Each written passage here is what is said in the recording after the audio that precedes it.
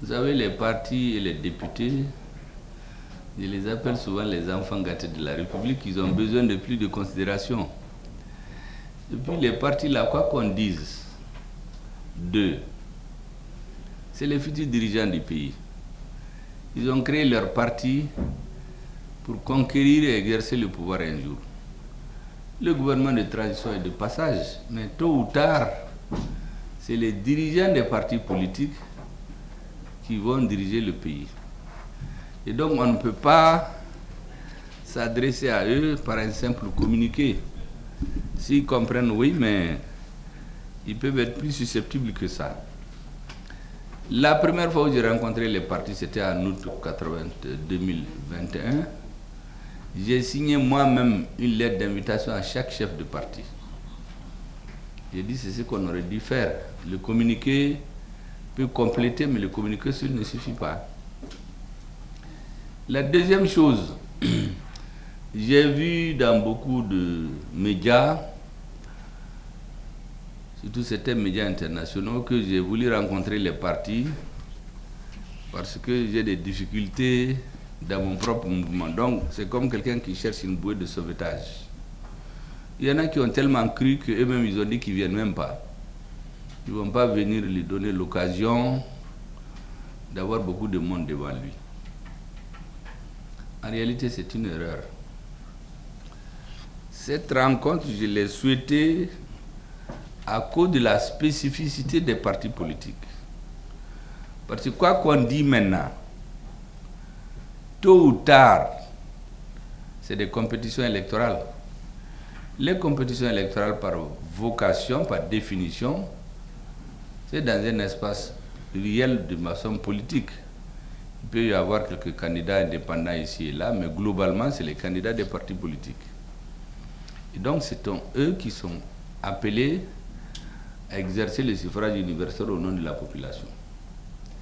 C'est pour cela que j'avais estimé qu'il y a certaines explications qu'il faut donner. Parce que tout le monde n'est pas dans une situation où il peut comprendre certaines choses.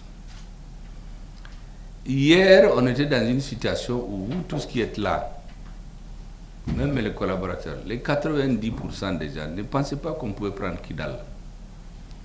Ou ne savaient pas ce qui se passait. Parce que le discours qui était servi, celui qui n'a pas d'autres informations, si vous vous limitez à ça, non seulement vous n'allez jamais imaginer ce qui se passe à Kidal, mais vous n'allez jamais imaginer que le Mali peut revenir à Kidal comme avant 1990. Parce qu'en réalité, ça fait plus de 30 ans que l'État malien n'est pas à Kidal comme il veut. J'ai expliqué à beaucoup de gens qu'au moment du renversement du régime en 1991, il y a beaucoup de ces lieutenants qui étaient ici. Parce que vous savez, la guerre a éclaté le 28 juin 1990. Il y a un commando qui est tombé à Tinderman. Ils ont égorgé le chef d'arrondissement. Ils ont égorgé son épouse qui est enceinte. Ils ont égorgé les prisonniers. Donc ça a commencé par des actes terroristes. Le lendemain, le 29 juin 1990, ils sont tombés sur le camp de la gendarmerie de Menaka.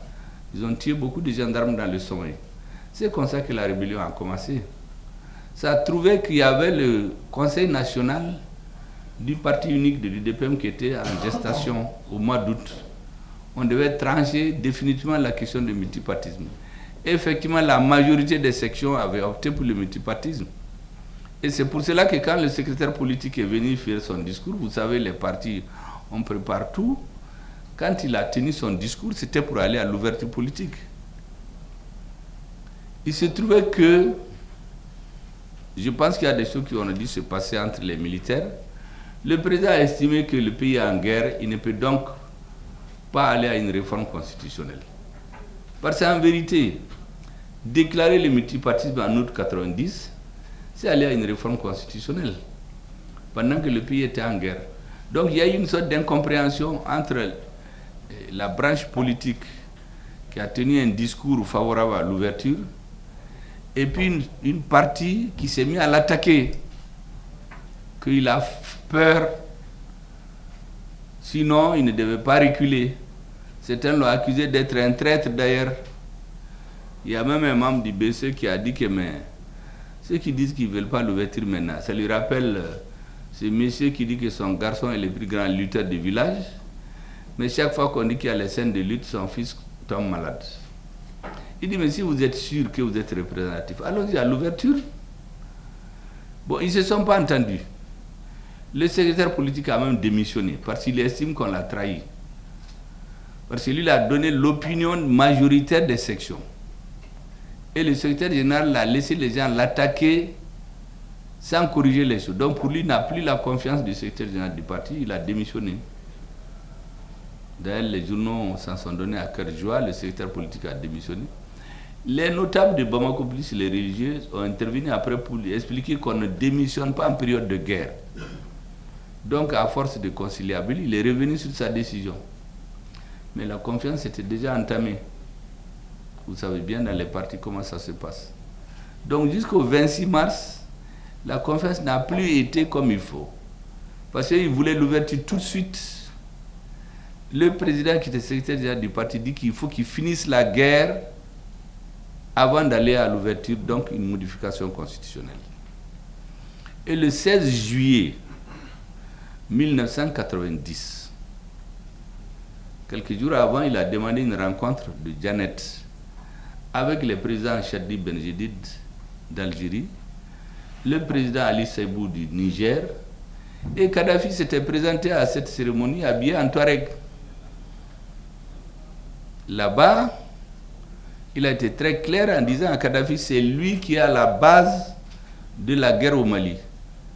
Et que s'il veut mettre le feu au Mali, lui, il va mettre le feu dans ses palais. Il a pris ses bagages, il est sorti. Et il a réuni le commandement militaire le 16 juillet, accompagné uniquement du ministre des Finances, pour leur dire que la rébellion doit être écrasée avant 3 mois. Parce que sinon, ils vont s'enliser. Et que tous les moyens que l'armée demande, il faut que le ministre des Finances leur donne. 3 mois, 16 juillet, 16 août. C'est entre-temps qu'il y a eu le Conseil national de l'UDPM où il y a eu le hiatus entre les deux groupes. 16 août, 16 septembre.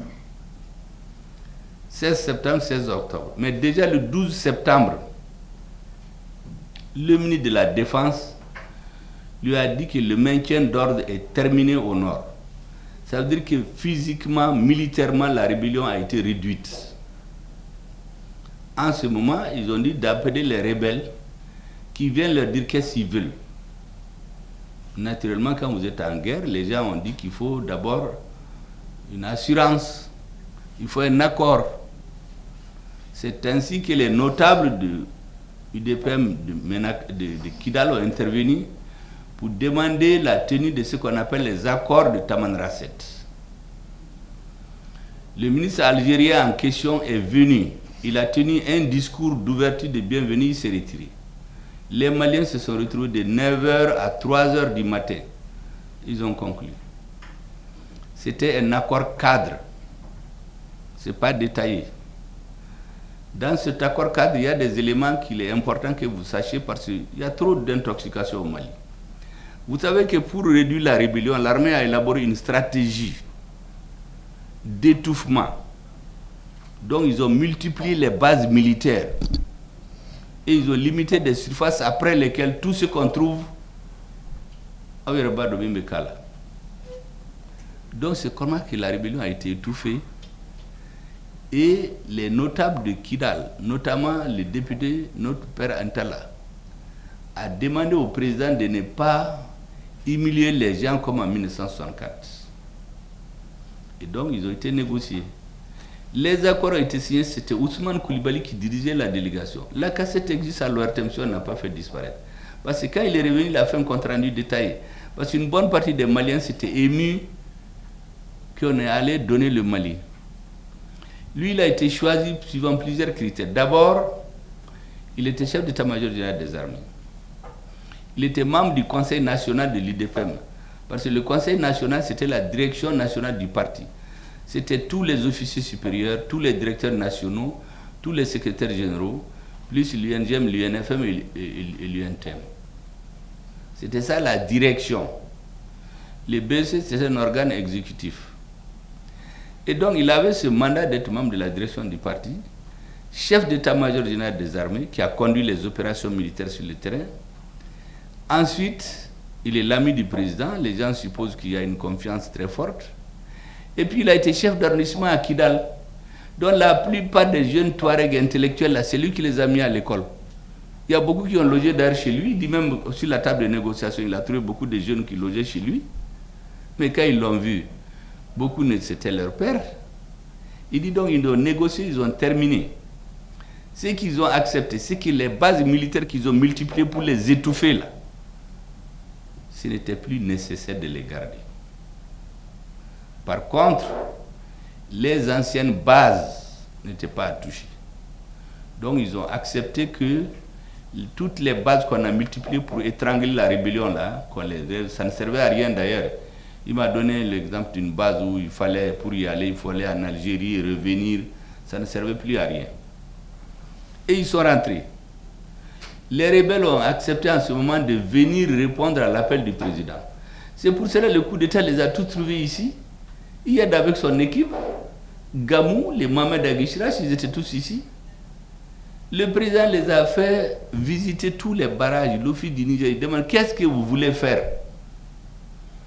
Parce qu'en réalité, c'était quoi? Dans les années 70, pour ceux qui se rappellent au nord, il y a eu la grande sécheresse. On a tous vécu ça. Moi, j'étais au Niger en ce moment. D'autres sont allés en Côte d'Ivoire. Nos parents arabes et touaregs sont allés en Libye et en Algérie.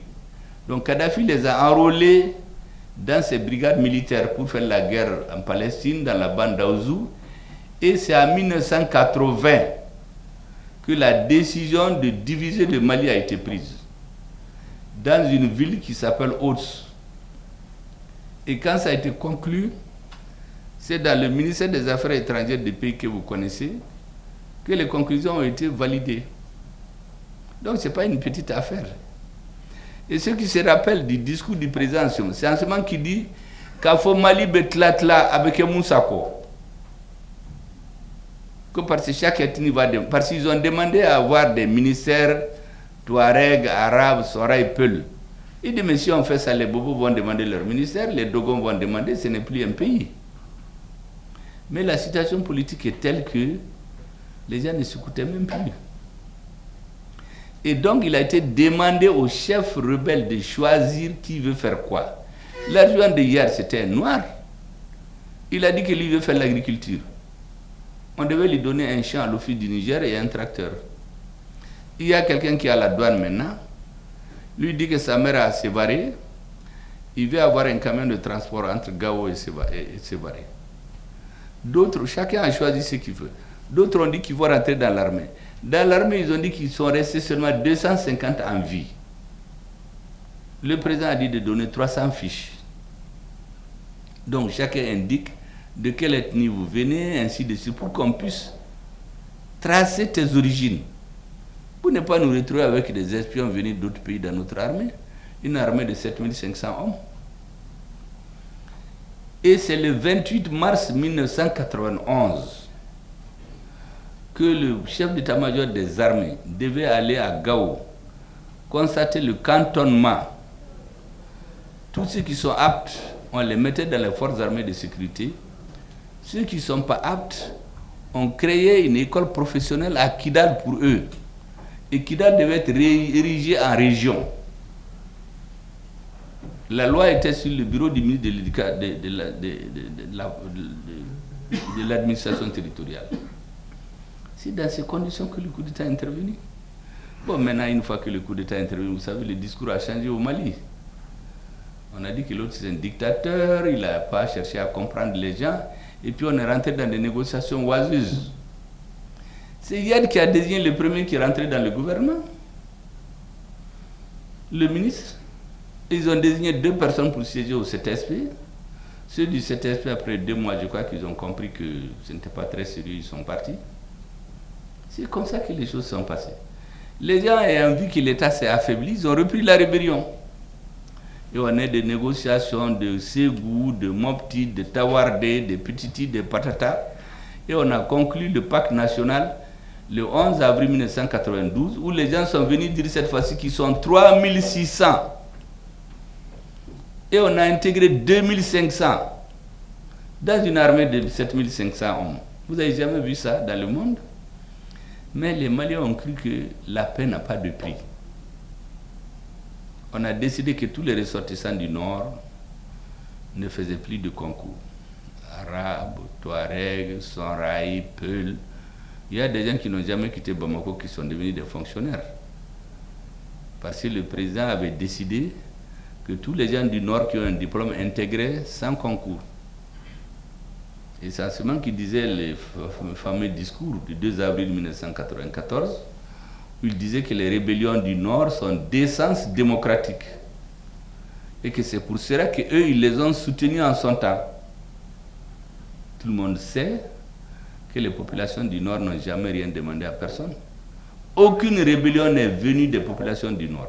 C'est de la force importée de l'extérieur qui s'imposait aux gens. Et les gens finissaient par accepter. Ça, maintenant, après, il y a eu toutes sortes d'exégèses sur cette question. Je ne reviens pas là-dessus. Maintenant, on a fait 30 ans dans ça. Les pouvoirs politiques ont montré tout ce qu'il y avait comme bonne intention. Mais tu sais, lorsque votre adversaire a un objectif qui n'est pas le vôtre, vous avez beau courir pour le satisfaire, vous perdez votre temps. On a dit que le Nord n'est pas développé, qu'on a laissé le Nord. Il y a beaucoup de gens du Nord, des Sonraï, des Peul et autres, qui sont tombés là-dedans, dans ce discours-là, pour dire que c'est le Sud qui est développé. Moi, j'ai l'habitude de dire aux gens de faire beaucoup attention. La malnutrition sévère, ce n'est ni à Gao, ni à Kidal, c'est à Sikasso. L'or, c'est exploité dans la région de Kaï. C'est là-bas qu'il y a beaucoup de pauvres. Donc ces discours spécieux-là, c'est un discours politicien destiné à envoûter les gens. Et certains, ça leur plaisait. On a commencé donc à sortir des milliards, mais qui sont détournés par une minorité de personnes. Même aujourd'hui, vous pouvez demander au ministre des Transports, mais il y a des routes qui sont faites au nord. Chaque année, on sort des milliards pour l'entretien de ces routes. Il n'y a ni route, ni entretien.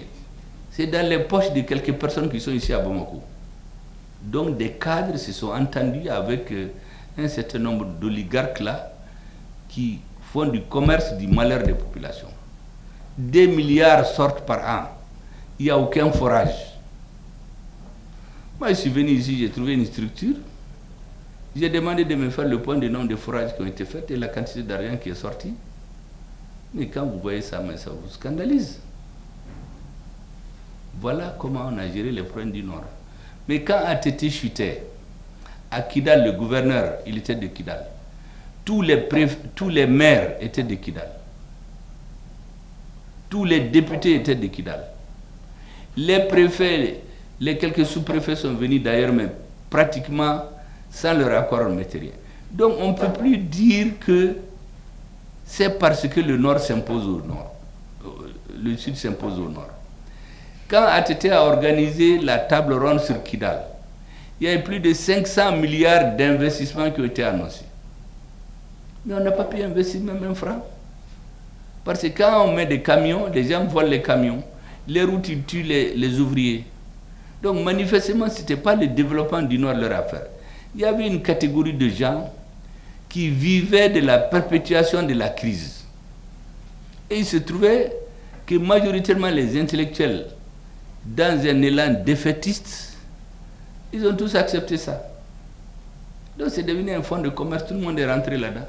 Des Arabes, les Touaregs, les Sonraï, les Peuls, n'importe qui au nord. Tu te fais une classe, tu es armé, tu peux tuer des gens, tu fais ton groupe, tu deviens un interlocuteur du pouvoir. On te reçoit à Bamako, on te donne de l'argent, tu vas dans la banlieue de Bamako, tu fais ce que tu peux. Voilà, c'est la réalité. Et cette situation a continué jusqu'au changement de régime. le 18 août 2020. Il y a beaucoup de responsables qui disent d'aller aux élections. En réalité, ils le disent parce que c'était la mode, mais ils ne peuvent pas aller aux élections chez eux-mêmes. Et puis même si tu élis quelqu'un, il est tellement faible qu'il va être à la merci des Occidentaux. C'est ça le nœud gordien en réalité. Donc quand nous venions, après la rectification de la transition le 7 juin, la situation était très claire pour nous. Si jamais on élisait un président tout de suite, dans quelques mois il va tomber. Et puis il n'aura pas la force nécessaire pour s'arrêter et dire non aux Occidentaux. La première des choses, c'est la sécurité. Et nous sommes partis de l'histoire. Jamais dans l'histoire, une nation ne se reconstitue à partir des élections. Jamais. C'est des gens déterminés qui assurent la sécurité et après l'ensemble du peuple fait des élections. Mais commencez par des élections, j'ai donné le cas d'Haïti. Haïti, c'est le premier pays indépendant d'Amérique latine. Ils ont fait plus d'élections que tous les pays réunis. Mais jusqu'à aujourd'hui, on tue leur président, leur premier ministre.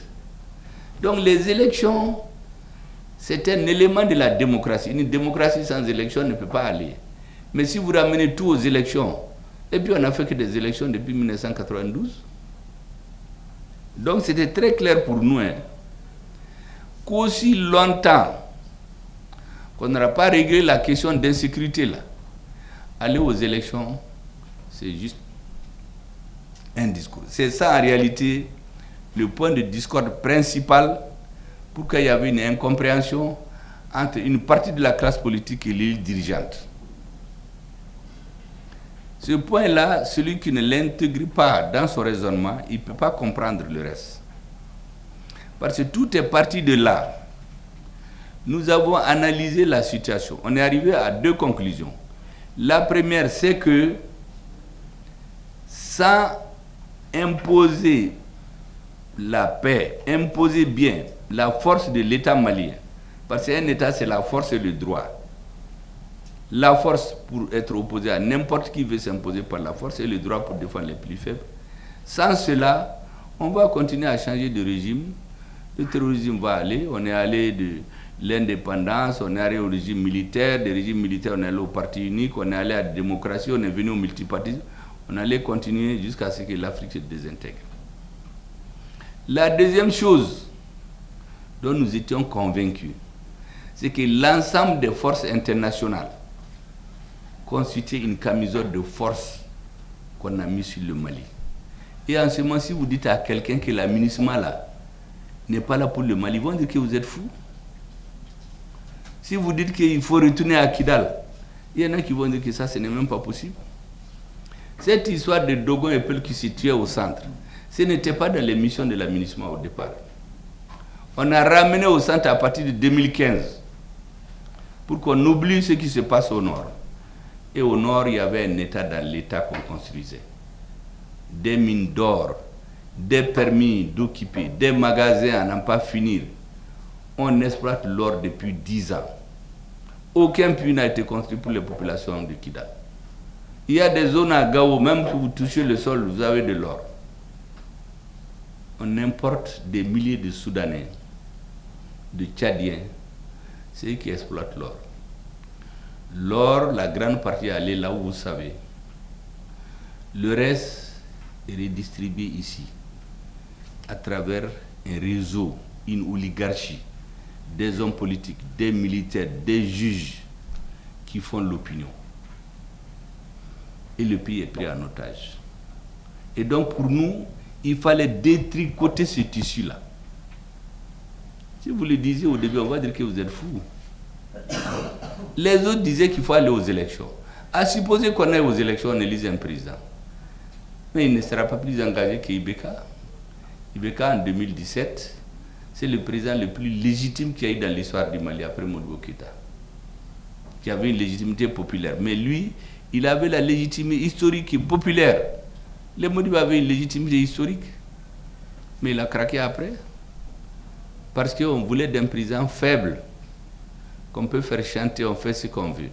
Et celui qui a vu l'intervention de Ibeka à la signature de l'accord pour la paix et la réconciliation, l'altercation qu'il y a eu entre lui et le représentant spécial des Nations Unies adjoint, Hervé Lartous, chargé des opérations. Ce jour-là, Ibeka est allé. C'est le sang malien qui a coulé dans ses veines ce jour-là. Il a dit, Hervé Lartous, nous avons une claire conscience des relations internationales. Nous savons ce que vous voulez. Le Mali a toujours respecté ses engagements. Vous nous dites de ne pas attaquer ceux qui n'ont pas signé l'accord. Vous nous menacez. Or, le Mali a toujours respecté ses engagements. Qu'est-ce qui se passe? En fait, c'est la CEMA qui a refusé de signer. Donc, depuis ce moment, ils ont commencé à défendre la CEMA. La CEMA a été signée le 20 juin, ce qu'ils appellent le relevé des conclusions. Et c'est là-dedans qu'il y a le poison qui divise le Mali. La partition du Mali est actée dans ces documents qui ont la même valeur juridique que le document de base. Mais Ibeka, ce jour-là, était dans tous ses états. Donc il sentait la trahison. Il le sentait. Avant lui, avant de tomber, moi je l'ai dit aux uns aux autres, je l'ai vu le 17 mars 2012, 5 jours avant sa chute. Ça faisait 5 ans qu'on ne s'est pas vu. Quand on a fini de nous entretenir, arrivé à la porte, il m'a pris par la main. Il me dit, cousin, toute personne qui a tété le lait malien, d'une femme malienne, toute personne qui a le sang malien qui coule dans ses veines, il y a des pays dans ce monde qui ne voudront jamais que son pays soit quelque chose. Que ça fait 6 mois, il y a un président auquel il veut téléphoner, il refuse même de prendre son téléphone. Mais il était fini, en réalité le complot contre lui était déjà ficelé. Il est tombé. ATT est tombé. Les Djonguna sont venus. Bon, la CEDEAO a fait les pam-pam-pam, on a cru que c'est les élections. C'est ce qu'on ne voulait pas répéter. Parce que la transition de 2002, il n'y avait pas d'aile politique. C'était juste les militaires. Ou baga, embargo, on est allé à Ouaga. Tout le monde est rentré dans l'avion, ils sont venus, on a tous cédé. Mais ça n'a servi à rien. C'était bien de nous mettre la corde au cou. Djonguna a écrit pour dire qu'il faut un soutien aérien et un renseignement. Ce n'était pas prévu qu'il y ait des militaires français au sol. Ils ont appliqué ça jusqu'à Anefis, mais à partir d'Anefis, ils sont retournés à une convention du 7 septembre 1907, signée par la France, où c'est écrit « L'ADRA des Ifogas appartient aux Ifogas et à ceux qu'il plaira à la France d'y installer ». On a interdit à l'armée malienne d'aller. On a été chercher les MNLA dans les fourgons des servants, on l'a ramené. On a pris une partie d'Ansardine qui est devenue MIA, métamorphosée en HCIA. Et HCIA et MNLA mis ensemble, on a fait la CEMA. Et c'est la CEMA qui est devenue l'interlocuteur de l'État Mali. Un mouvement qui n'a même pas de récépissé. Voici ce qui s'est passé en réalité. Et la lettre que Djonkunda a écrite pour demander l'intervention militaire, est-ce que vous savez qu'on n'a pas trouvé au Mali? Quand le gouvernement de la rectification est venu, Hazimi n'a pas pu trouver. Il a fallu que c'est sur le site internet des autorités françaises qu'on a trouvé. L'accord de défense qu'il y a entre le Mali et la France, il n'y en avait pas au Mali. C'est dans les archives françaises qu'on a trouvé. Donc on était un État comme ça. Les dirigeants étaient là, ils se cravataient, ils parlaient, mais il n'y avait rien derrière. Ibeka est venu, il a fait son temps, il est parti. On a tiré les leçons de tout ça. On s'est dit, cette fois-ci, là, on ne va plus faire comme avant. Il faut d'abord la sécurité. Parce qu'on a remarqué, vous verrez, Niger, Burkina, ailleurs, partout, la cause des renversements des régimes, c'est l'insécurité. Ce n'est pas le manque d'élection. Et donc nous avons dit, attaquons-nous d'abord à l'insécurité. La deuxième chose, il faut détricoter cette chemise-là.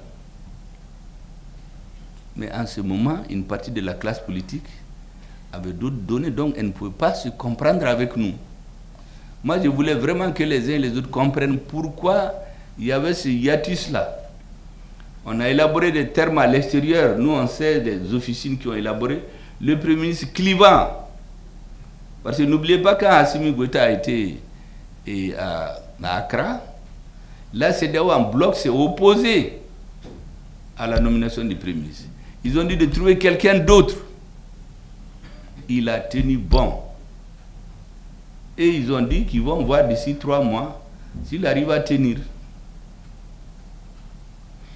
Mais nous, c'était très clair. On avait la chance, contrairement à la transition de 2012, la transition militaire et l'ère politique, on avait une symbiose de réflexion.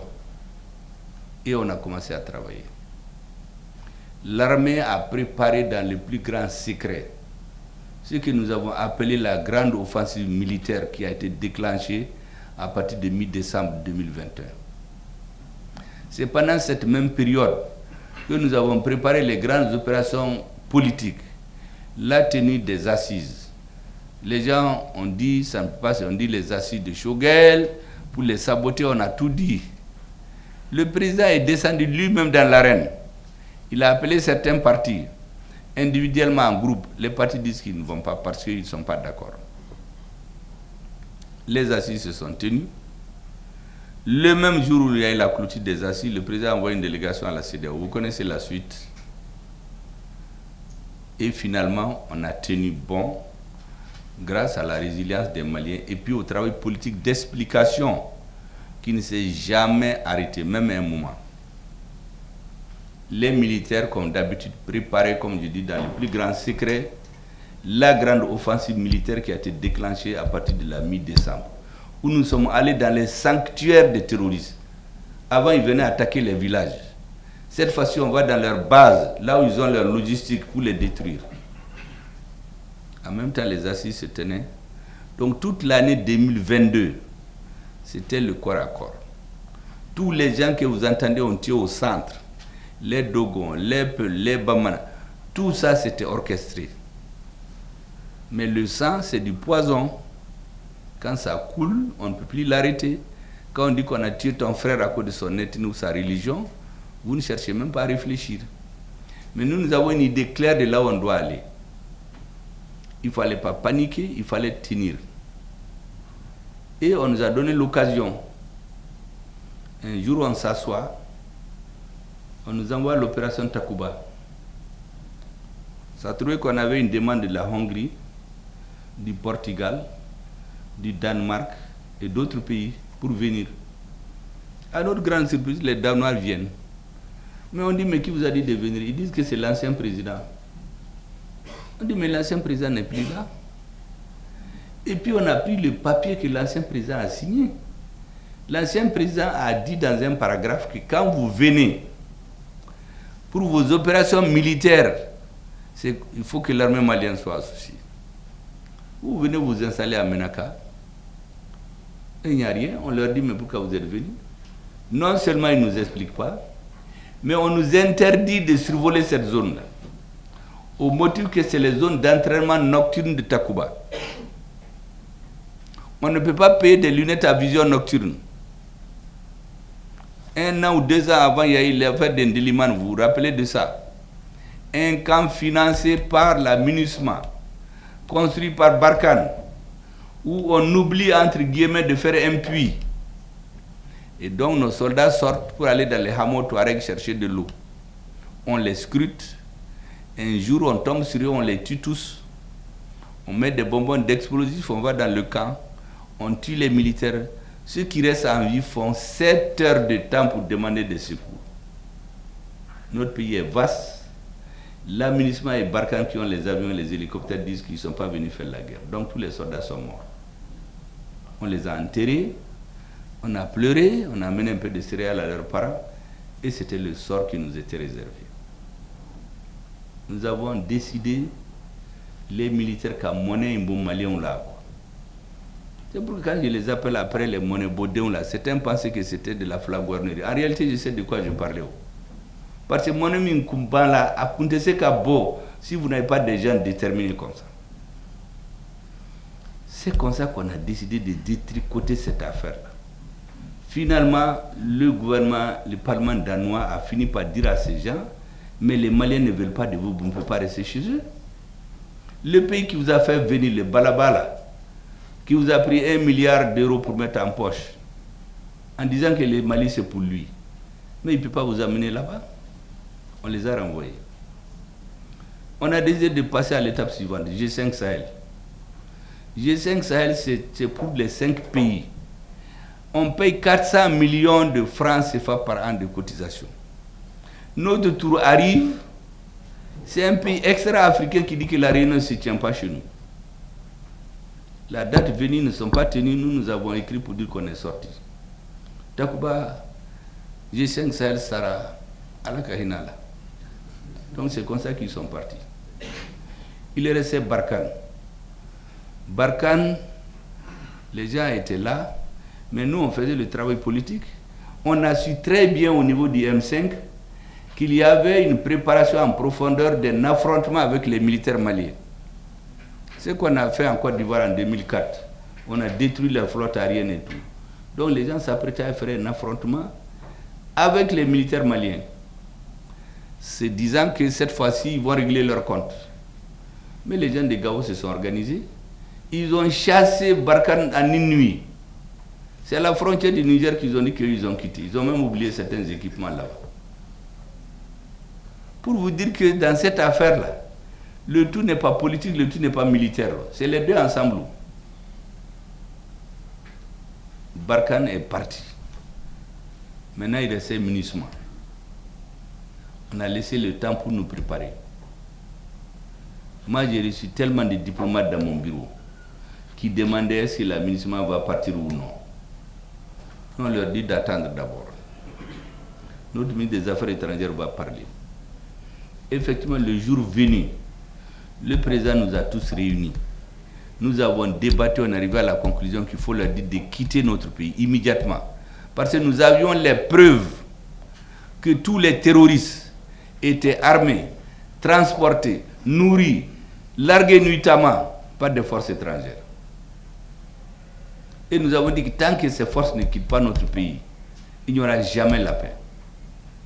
Donc notre ministre des Affaires étrangères a pris l'avion, il est arrivé là-bas. On commence à lui tirer les verres du nez. Lui, il n'a rien dit, c'est dans la salle qu'il a laissé sa bombe éclater. Quand il a fait prao là-bas, il y a eu des crises cardiaques ici à Bamako. Parce que des gens sont tombés en syncope, parce que personne ne savait que ça c'était possible. En RDC, par exemple, depuis 2018, on a dit aux forces internationales de partir, mais elles sont là-bas encore. Donc ils ont dit que les Maliens là, ils sont en train de faire des bruits seulement. On nous a empêchés de montrer nos preuves. Parce que si jamais on les montrait là, tous les Africains allaient se révolter. Donc nous on est venus. Je crois qu'on a dit qu'ils vont partir. On n'a pas dit ça. On est venus, on s'est assis. On dit maintenant, il faut définir les critères de départ. Départ ordonné, on s'entend. Coordonné avec les autorités maliennes. Et sécurisé par les forces armées maliennes. Mais quand on a commencé ça, les gens ont dit à tout le monde que nous on va regretter. Que parce qu'on fait trop de fanfaronnades. Mais ce jour-là, ils ont mis tous les paquets à Ber. Ber et on a fait un affrontement direct. Et nous avons gagné. Nous avons éliminé leur chef d'état-major général des armées là-bas. D'autres ont fui en Mauritanie. Depuis qu'on a pris Ber, ils ont dit maintenant il faut qu'on retourne la population civile contre ces gens-là. Parce que comme je vous dis, dans une société, vous avez 90 à 98%, ça c'est le peuple. Ceux qui dirigent c'est peut-être 1%. Ceux qui sont opposés peut-être 1%. Les deux là se battent chacun pour avoir la confiance des 98% là. Donc ils ont décidé de faire révolter la population contre nous. Les services secrets sont rentrés en jeu. L'affaire du bateau Tombouctou là, ce n'est pas le CSA, c'est les services secrets de deux pays que nous connaissons. L'embargo contre Tombouctou, c'est des services secrets. Le soulèvement dans le camp de Gao, c'est les services secrets. Et en ce moment, il y avait des journalistes, nous on a tous les journaux, on a les vidéos, qui disaient ah, il faut la paix. Ce gouvernement-là, il est trop va-t-en guerre. Il faut arrêter, parce que c'est le message qu'ils voulaient. Heureusement, nous, on a une façon de faire. Le président, à chaque deux conseils, nous rappelle. Il dit le centre de gravité du pouvoir de la transition doit être le peuple. Tant que nous sommes restés collés au peuple là, ça va aller. Effectivement, on a annulé les festivités, les côtés festifs des fêtes du 22 septembre.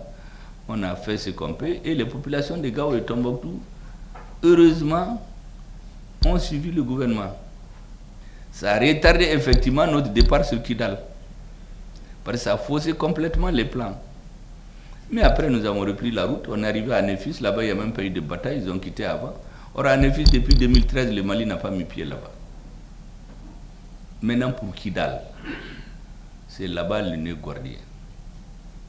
Kidal, ils ont décidé que ce serait l'hécatombe de l'armée malienne. On s'est entendu de quitter de façon ordonnée, coordonnée et sécurisée. On se donne le rendez-vous le matin à 8h. On vient, on nous dit qu'ils sont partis depuis 6h. Mais la réalité, toute la nuit, ils ont transmis toutes les armes lourdes aux terroristes. Pour que ce soit l'hécatombe de l'armée malienne. On a miné partout pour que tous les militaires laissent leur vie là-bas. Mais ce qu'ils ne savaient pas, c'est que nous aussi, on avait des militaires qui travaillaient. Contrairement à ce que certains disaient que Mali n'y a pas de soldats, dès que tu tires, ils fuient. Il y a des hommes politiques ici qui se sont permis d'aller dire ça dans des parlements en Europe, on les applaudissait. Il y a d'autres qui disaient qu'il n'y a que des soldats pour faire des coups d'État ou des défilés. Certains sont là, ils veulent être présidents d'ailleurs du Mali. Mais les militaires maliens ont démontré là-bas, ce que j'ai dit, c'est digne d'être enseigné dans les plus grandes écoles de guerre. Nous avons détruit un à un toutes les armes lourdes. Même ceux qui sont venus de l'extérieur, on les a détruits. L'armée est venue, on a déminé toute la ville. Et l'armée est rentrée dans Kidal. Il n'y a même pas eu la poule qui a quitté ses œufs, d'après les Bama. J'ai mon Fanka. Est-ce que vous savez que quand on a tué plus de combien de personnes, 40 personnes dans les bateaux de Tombouctou, il y a eu une réunion de la CEDEAO et ils n'ont même pas parlé de ça. À l'ONU, ils n'ont même pas pu s'entendre sur une simple lettre de condoléances au président du Mali. Donc c'était très clair qu'il y a des forces qui n'ont pas le même objectif que nous. À partir de ce moment, nous avons dit qu'il faut serrer les ceintures encore. On a pris Tessalit, Aguelop. Quand on a fini de tout prendre, on a désigné un gouverneur. Moi, je l'ai reçu ici. J'ai dit, vous ne partez pas là-bas en tant qu'Imgad. Vous partez en tant que représentant de l'État malien. Vous êtes Imgad, vous êtes Infogas, vous êtes Chamanamas, vous êtes Soray, vous êtes Pel, vous êtes Bella, vous êtes tout là-bas. Et c'est comme ça que vous allez restaurer l'État malien. Ça, à partir de ce moment, c'est une nouvelle donne au Mali. La guerre, là, vous pouvez la gagner si vous êtes minoritaire et déterminé. Mais la paix, là, vous ne pouvez pas la gagner. Pour gagner la paix, il faut tous les Maliens. Et les Maliens, beaucoup ne comprenaient pas en réalité. Moi, j'ai des parents qui défendaient l'ADEMA, qui défendaient Ibeka. Mais ces gens ne pouvaient pas imaginer ce qui se faisait ici. Qu'on peut sortir l'argent de 6 hélicoptères de combat. Des individus vont récupérer l'argent. Et on nous vend un vieil hélicoptère recyclé qui tombe en panne d'air. C'est nous qui l'avons remis en marche, on l'a mis au trait. 6 avions de combat.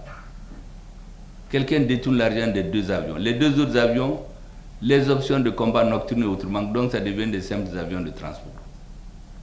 Mais celui qui ne sait pas ça, il va soutenir son parti. Mais si tu lui expliques ça aujourd'hui, et qu'il dit qu'il a compris, est-ce que vous allez continuer à lui dire non, non, non, vous étiez à Déma, vous ne les avez pas suivis, donc vous n'êtes... Mais non. Maintenant, c'est un nouveau paradigme. Tout ce qui est passé avant, là, il faut tourner la page dessus. Parce que même dans le M5, là, moi, je suis bien placé pour vous le dire, il y a des gens qui étaient là-dedans, pour leurs propres affaires, ils voulaient juste qu'on change Ibeka pour les remplacer par eux. Faites d'Ibeka sans Ibeka. Donc, ça veut dire que si on veut changer le pays, il faut changer la façon de faire. Et puis tirer les leçons du passé. Moi, j'ai vu ici des responsables qu'on a gardés en prison, des anciens députés de l'UDPM. On les a libérés le lendemain des élections. Donc ça veut dire que les gens étaient en prison pour ce qu'ils ont été. Ça, c'est terminé. Maintenant, chacun doit aller en prison pour ce qu'il a fait et non ce qu'il a été. C'est ce que nous disons.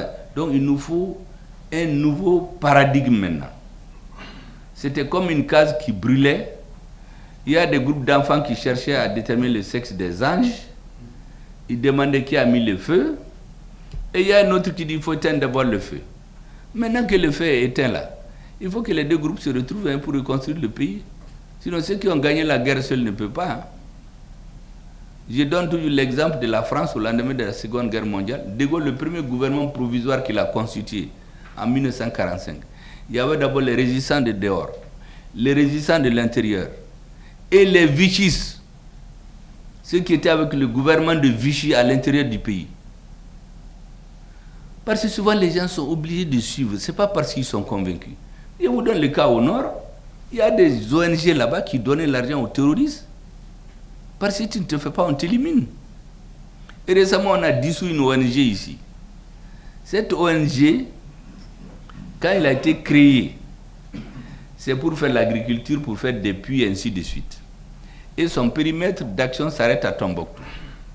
On vient se rendre compte maintenant, et cette ONG fait de l'humanitaire. Et elle est à Kidal. En réalité, tout l'argent partait là-bas. Et par des réseaux, on finançait le terrorisme. Un chef d'ONG qui refuse de faire ça, on t'élimine. Donc les chefs d'ONG qui s'alignent parce qu'ils n'avaient pas le choix, vous ne pouvez pas leur dire aujourd'hui que vous ne pouvez pas travailler avec eux.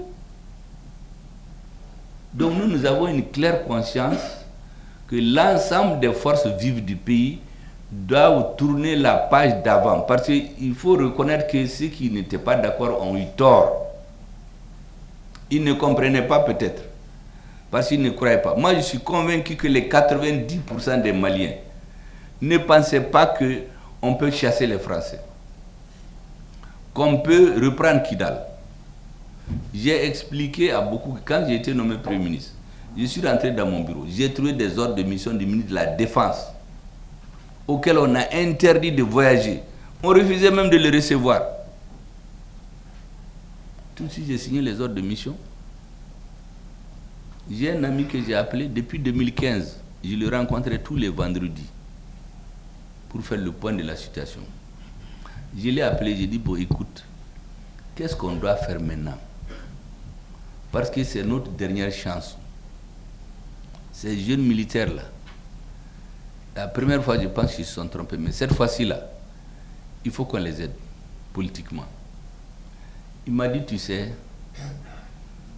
tu es en train de perdre ton temps. Le Mali, là, il ne sera plus jamais comme avant. Depuis 2016, on leur a dit de préserver leur vie.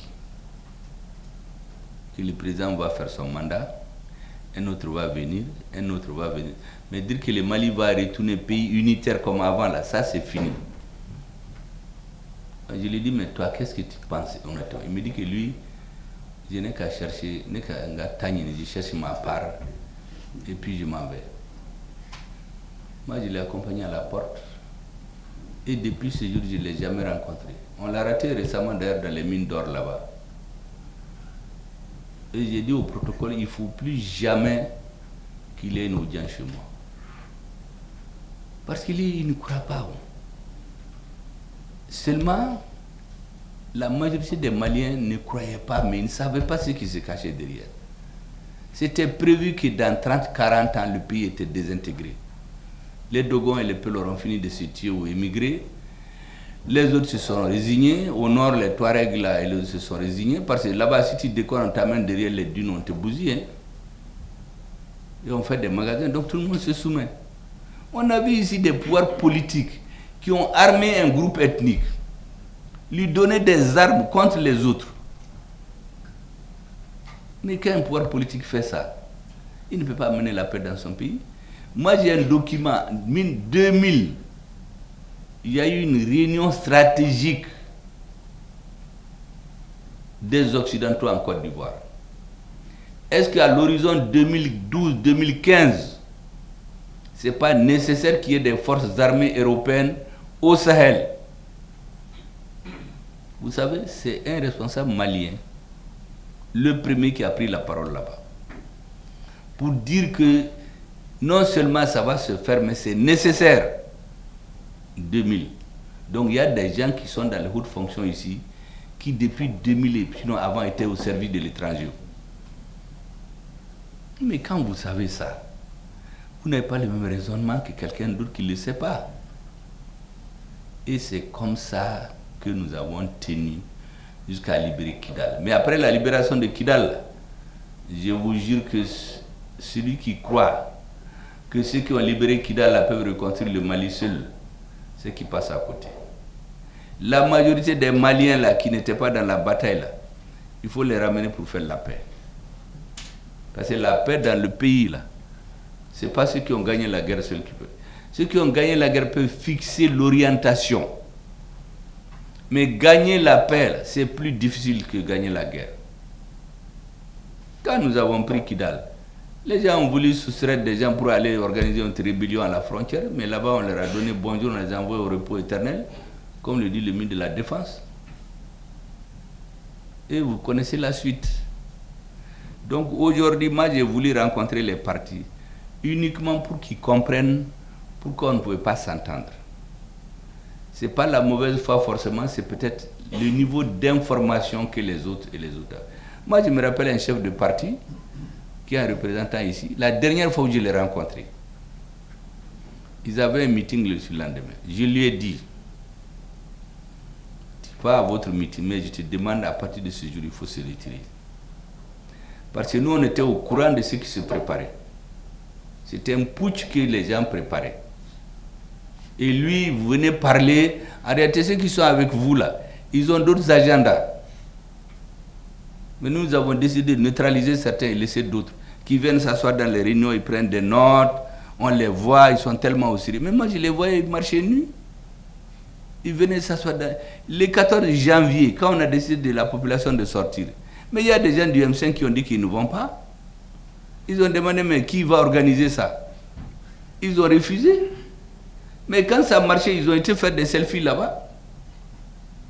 C'est pour vous dire qu'au Mali, les gens cherchent à s'adapter à des situations victorieuses. Nous avons décidé d'aller suivre les convictions. Parce qu'il n'y a que ça, in fine, qui pouvait trancher les choses. Si on cherchait à s'adapter à la victoire, là, on n'allait jamais nous en sortir. Mais aujourd'hui, moi je voulais dire solennellement à tous les partis politiques, il faut changer de braquet. La donne a changé complètement. Parce que même les autres n'imaginaient pas que ce qu'on faisait était possible. Aujourd'hui, avec l'AES et tout ce qui se fait là-dedans, vous savez que c'est un processus irréversible. On a atteint le point de non-retour. Mais ça, il fallait le commencer. Il fallait faire les assises. Il fallait aller là où il faut. Le balabala, il fallait le cogner sur la bouche là où il faut. Vous le savez très bien. Parce qu'en réalité, quand le gouvernement de transition a été, rectification a été formé, c'est moins d'une dizaine de jours qu'ils ont dit qu'ils vont quitter le Mali. Personne ne leur a dit d'aller où. Et vous avez l'argument que parce que l'État malien a décidé de discuter avec les terroristes. Mais nous avons vu le président Bazoum après, au Pérou, libérer les terroristes. Donc c'était une façon de nous menacer, parce que les gens pensaient qu'en se retirant, on ne peut rien. Et effectivement, quand j'ai quitté les Nations Unies, j'ai passé par Paris voir les Maliens de France. La première des choses arrivées là-bas m'a retiré l'escorte. Mais moi je viens du village, escorte là, ça c'est quoi même? On est allé au village, à l'hôtel, et puis on dit que le ministre des Affaires étrangères de ce pays voulait nous voir. Il a envoyé son adjoint, qui est venu nous faire des leçons de morale et d'histoire. Nous faire les baga-baga comme on fait aux Africains. Quand il a fini, je lui ai dit, monsieur, vous savez, je crois que vous vous trompez de deux choses. D'abord, les dirigeants maliens d'aujourd'hui, là, ce n'est pas comme ceux d'hier. Hein. Ceux d'hier, peut-être, certains Africains, ils étaient heureux de loger dans des grands hôtels. Vous les félicitez, mais vous-même, vous n'allez pas loger dans ces hôtels-là. Parce que ces hôtels très chers, là, c'est pour les stars de cinéma, les football. Mais celui qui vit sur les fonds publics ne loge pas dans ces hôtels-là. Aujourd'hui, nous, on n'est pas comme ça. On cherche juste là où dormir. Assimi Goïta, il quitte Kati, il est à Bamako, il est sur la colline. Il n'a pas besoin de confort outre que ce qu'il y a chez nous. La même chose que nous aussi. La deuxième chose, nous sommes un peuple réfractaire à la suggestion. J'ai dit, vos ancêtres ont colonisé certains pays en 2 semaines, 6 mois.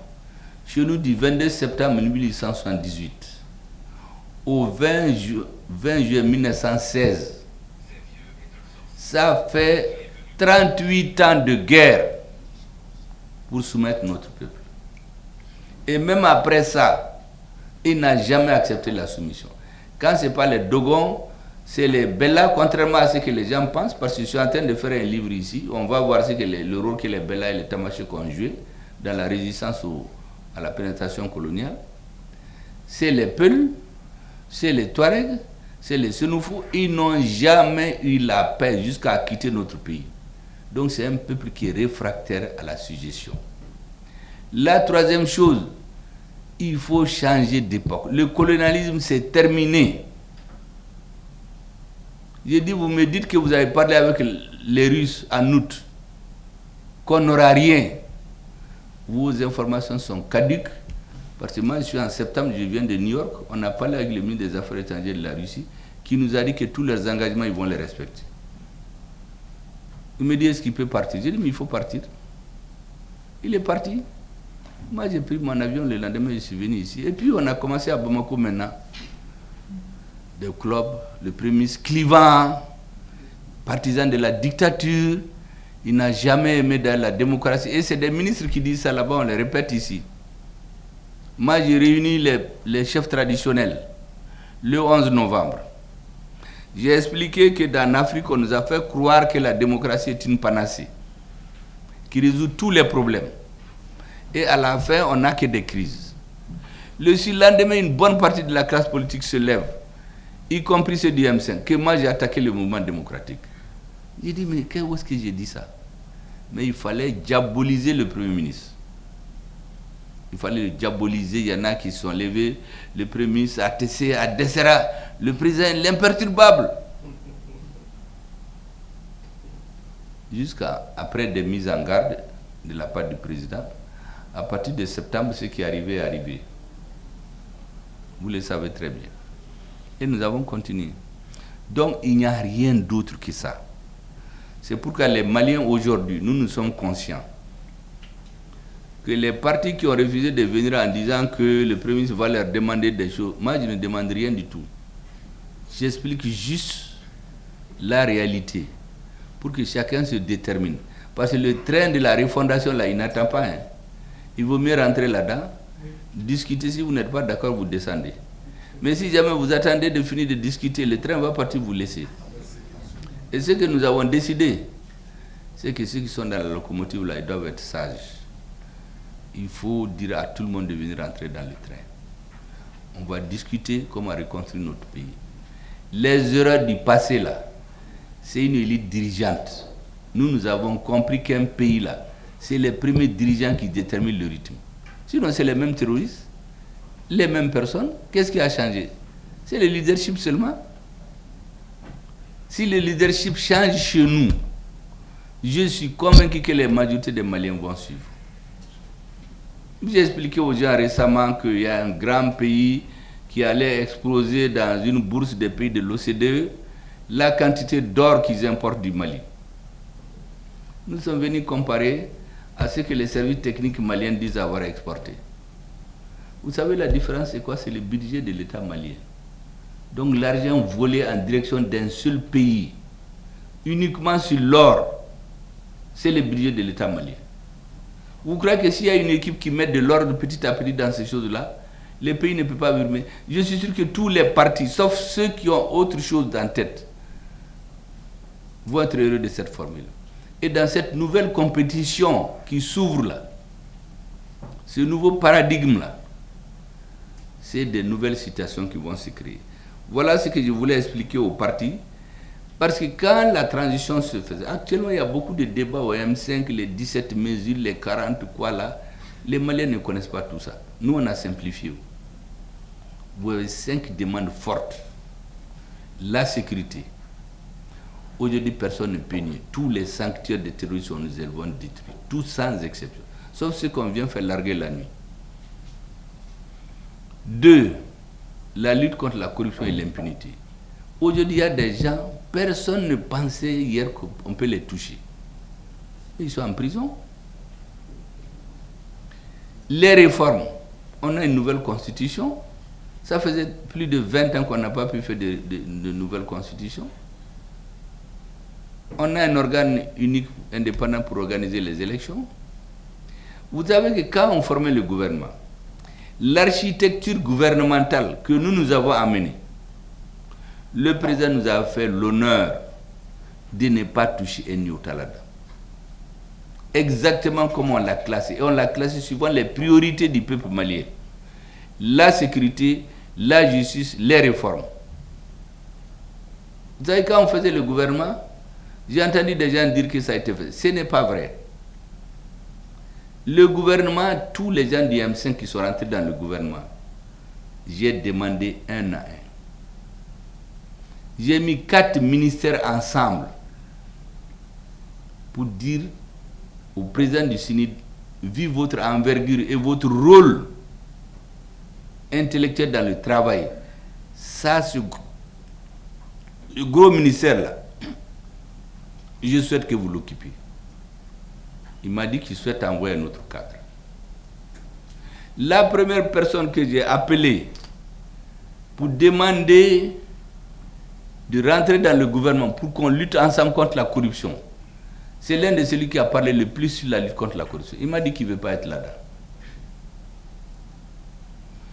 Madame Dedéou, Madame Sidibé, disons Dedéou, Ousmane, elle était la présidente de la commission sociale du M5. L'URD, qui était l'une des forces principales, a donné Mme Awapol Diallo. Et ces deux femmes nous ont honorés. Parce que depuis 30 ans, les Maliens ne croyaient pas qu'on pouvait faire des concours d'entrée à la fonction publique et des examens sans fraude. Ces deux femmes l'ont démontré qu'on peut le faire. Les ministres des réformes politiques, vous savez, quand on faisait les débats, les réformes politiques institutionnelles et les problèmes de l'APR, on avait décidé que le Premier ministre prenne directement ça en charge sous ses ailes. Et donc, quand la décision a été prise de confier les réformes politiques institutionnelles, comme le Premier ministre le souhaitait, est-ce que vous savez que c'est dans mon bureau? Je ne connaissais même pas. Je me rappelle seulement avoir vu à la télévision une dame qui avait contesté les élections de 2018 en disant qu'il y a eu la fraude. Quelques mois après, bon, nous on pensait qu'on l'avait catapultée de là-bas, mais il paraît qu'elle a démissionné. Moi je me rappelais de son nom. J'ai dit au président, il y a une dame là, moi je ne la connais pas, mais je vais la chercher. C'est là-bas que j'ai appelé Ibrahim Kassa, du bureau du président. J'ai dit, est-ce que tu connais cette dame qui a fait ça?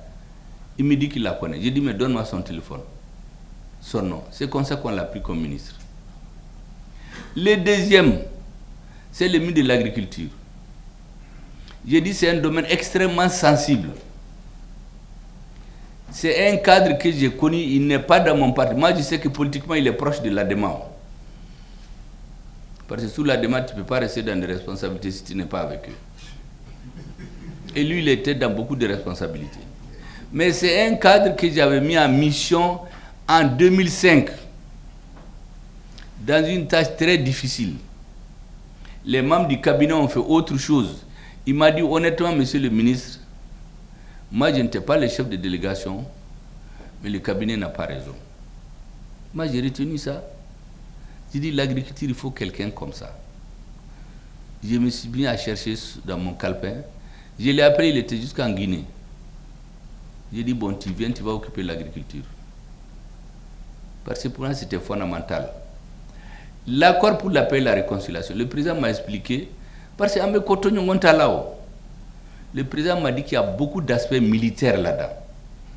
Donc, il souhaite qu'il n'ait qu'à tuer le militaire qui est là-bas, qui le gère. C'est comme ça qu'on a fait le gouvernement. Ibrahim Kassa voulait refuser de rentrer dans le gouvernement. Il a dit non. Cette question de refondation, ceux qui l'ont théorisé, on l'a écrit, mais c'est toi le principal. plus nous-mêmes et Muntagatal, et puis Suleiman connaît de temps en temps, il faut que tu viennes. Moi, je ne veux pas passer le temps à expliquer aux gens en même temps coordonner l'action gouvernementale. Donc c'est comme ça qu'il est rentré dans le gouvernement. La société civile qui était avec nous, le forum des organisations de la société civile, c'est Bakary Doumbia qui les représentait, il est rentré dans le gouvernement. Donc il n'y a personne qui soit rentré dans le gouvernement par le flanc, comme j'entends le dire qu'on a mis des gens, le M5 n'a même pas été formé. C'est faux et archi faux. Tous ceux qui sont rentrés dans le gouvernement, parce que tu sais, dans ces genres d'affaires-là, tout le monde ne peut pas être content. Mais si vous décidez là, il faut être sûr que vous êtes juste. Personne ne peut me taxer d'injustice dans cette affaire. Et le président a respecté à la lettre l'architecture du gouvernement. Il y a des ministères de souveraineté. La justice est un ministère de souveraineté. Ce n'est pas pour rien que le président est le chef de la magistrature suprême. La défense, la sécurité. Le président a dit que c'est lui qui nomme ces gens-là. Mais je vais faire des bagarres avec lui pour ça. Aller dans des confrontations dès le début. Pour quelle raison? Donc j'ai regardé ce que les Maliens ont demandé. La sécurité, les réformes, l'accord pour la paix, le pacte social, c'était en négociation. Awa Paul Diallo avait pratiquement fini le travail. Quand elle a quitté, elle a eu un de ses anciens collaborateurs qui a parachevé. Et maintenant, il y a l'accord pour la paix et la réconciliation. Le M5, il y avait des débats là-dedans. Il y en avait qui n'en voulaient même pas. D'autres disaient, comme c'est l'État qui a signé, il faut qu'on a... Et puis on a ajouté application intelligente. Il y en a qui ont dit, mais ça veut dire quoi? J'ai dit, mais attendez, vous allez voir. On a tellement bien appliqué intelligemment que les gens sont rentrés à Kidal, chez Moulikaba Fankao. Donc c'est comme ça que les choses sont. Il n'y a eu de la tricherie nulle part. En tout cas au début. Et au début, lorsque le coup d'État du 24 mai a marché, les militaires ont demandé à nous rencontrer, nous avons été à Kati. C'est moi qui dirigeais la délégation. Ce jour-là, je leur ai dit qu'on ne s'est pas entendu la première fois. Parce qu'on voulait construire un bâtiment. Eux, ils voulaient commencer par l'étage des nominations. Nous, nous avons dit qu'il faut faire le soubassement d'abord. Pourquoi Ibeka est parti? Qu'on ait une compréhension partagée. Ils nous ont dit qu'ils ont compris. Et ils nous ont dit les ministères de force qui souhaitaient rester avec eux. Et c'est que le M5 va prendre. Même pour la sécurité du pays. Vous pensez que le travail que le président, le ministre de la Défense ont fait dans le plus grand secret, quelqu'un qui veut le bien du pays, tu vas dire que tu veux parce que tu veux que quelqu'un d'autre soit ministre? C'est comme ça que tout s'est bien passé. Les assises, quand nous venions, beaucoup ne voulaient pas des assises, même parmi les militaires. Il y a eu une réunion où on a réuni une trentaine de partis, il y a une résolution, on a dit qu'il n'y aura pas d'assises. Mais le président nous a fait confiance. Nous avons dit qu'on va tenir les assises et ça va crédibiliser le régime. Il nous a fait confiance. Il nous a envoyé à l'ONU parler en son nom. C'est devenu une phase célèbre maintenant. Nous, même si on nous avait dit peut-être que ça allait se passer comme ça, on n'allait pas croire. Donc tout s'est passé dans la plus grande confiance. Maintenant, il y a des choses... Vous savez, les partis politiques, c'est comme un jardin. C'est ce que j'explique souvent à certains militaires. Ce n'est pas comme une caserne. Ceux avec qui je suis sont là. Il n'y a personne que moi j'appelle pour dire ne dis pas ça, dis ça, dis ça. Parce qu'il faut respecter l'intelligence des gens. Ce sont des chefs de parti. Ils ont leur appréciation des situations. L'essentiel, c'est qu'on reste chevillé. Et j'ai dit aux autres, aussi longtemps qu'on n'aura pas pris Kidal, personne ne m'entendra me mettre dans d'autres débats politiques. Par contre, notre histoire qui a été falsifiée, il faut la rétablir.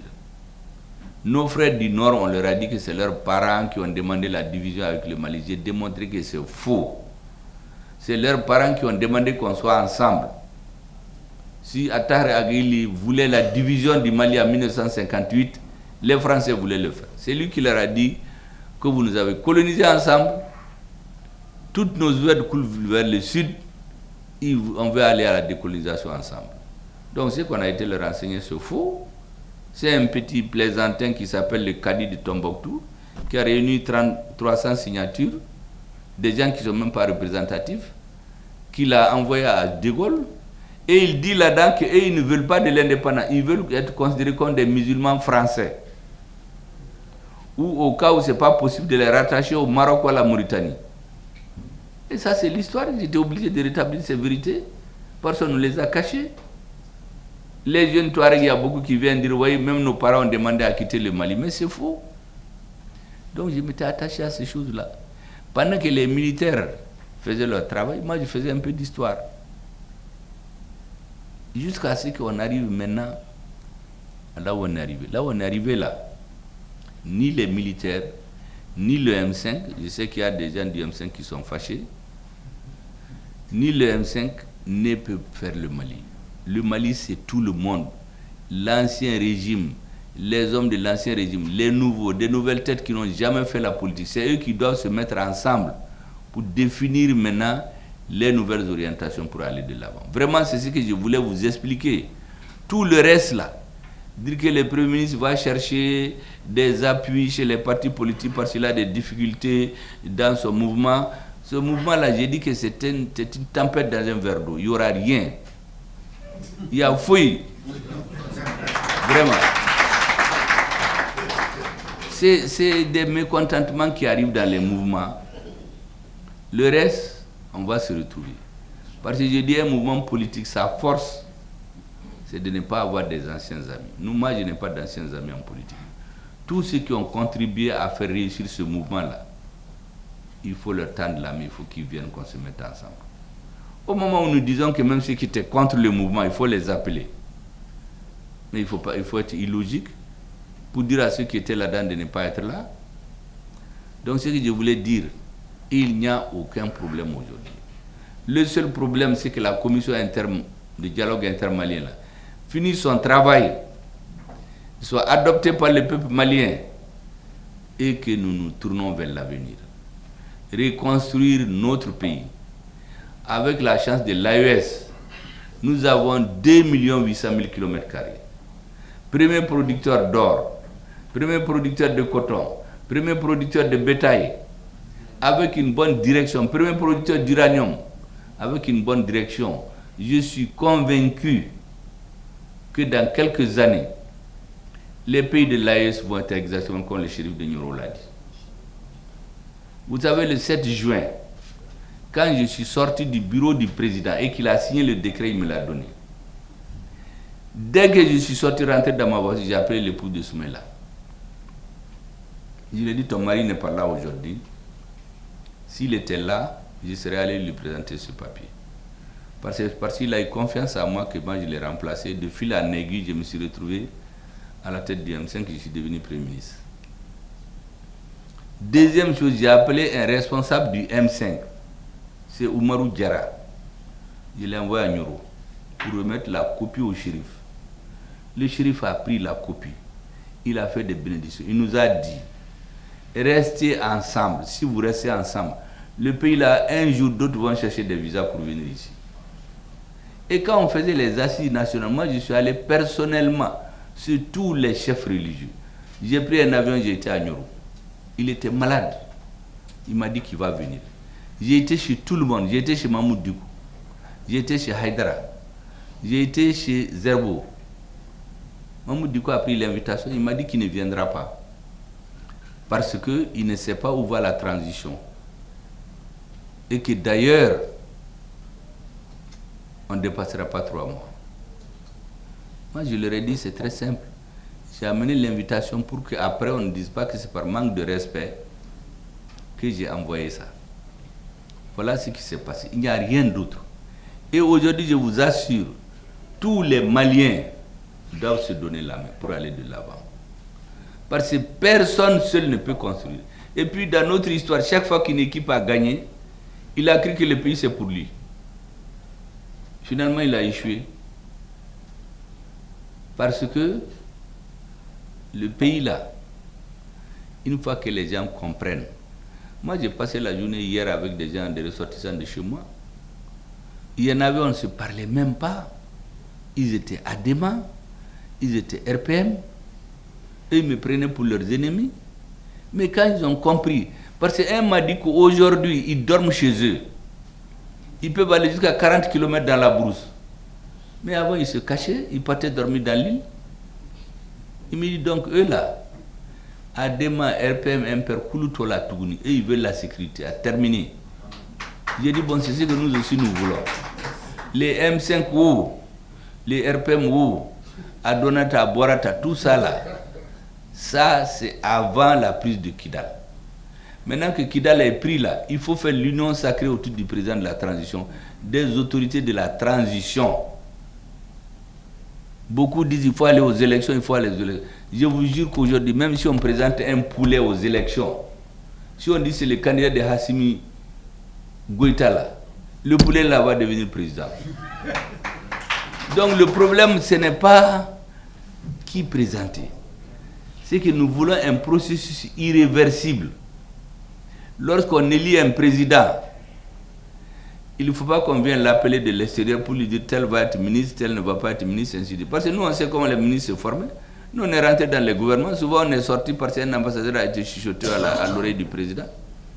Hassimi, vous l'avez entendu. Quand il a été nommé, on l'appelait de l'extérieur pour lui dire celui-là va être ministre, l'autre va être premier ministre, l'autre va être président de l'Assemblée. Lui, il a dit non. Le gars du Niger, il vous a dit qu'un pays européen a appelé pour dire qu'il va venir intervenir dans leur crise.